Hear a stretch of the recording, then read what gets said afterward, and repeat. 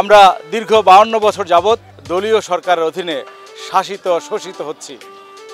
আমরা এই দেশের নাগরিকরা ভোটের অধিকার হারিয়ে ফেলেছি। আমরা ভোট দিতে চাই, আমরা আমাদের অধিকার ফিরে চাই। আর সেই জন্য প্রিয় দর্শক, কেমন সরকার চাই আমরা? স্বতন্ত্র নাকি দলীয় সরকার? সরকার কেমন হবে সেটি নিয়ে ইতিমধ্যে বিশদ আলোচনা হচ্ছে, বিশদ ব্যাখ্যা বিশ্লেষণ হচ্ছে। আমাদের মদ্দা কথা যেটা, সরকার যে বা যারাই গঠন করুক, যে দলই ক্ষমতায় আসুক, তারা যাতে জনগণের হয়, জনগণের পক্ষে কথা বলে, জনগণের অধিকার আদায়ে কাজ করে, এরকমই একটা সরকার জনগণ প্রত্যাশা করে। অনেক তরুণ প্রাপ্ত যুবক হওয়ার পর থেকে বিগত 15-16 বছর বা 17 বছর ধরে ভোট দিতে পারে নাই।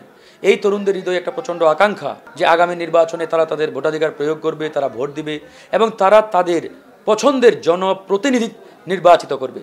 সেই জায়গা থেকে আমরা বলতে চাই, জনগণ যাতে নিরপেক্ষ জায়গা থেকে তারা যাতে অবাধে সেটা প্রয়োগ করতে পারে, বাছাই করতে পারে, এই সুযোগটা আমাদের তৈরি করতে হবে। কেমন সরকার চাই, কেমন সরকার চাই।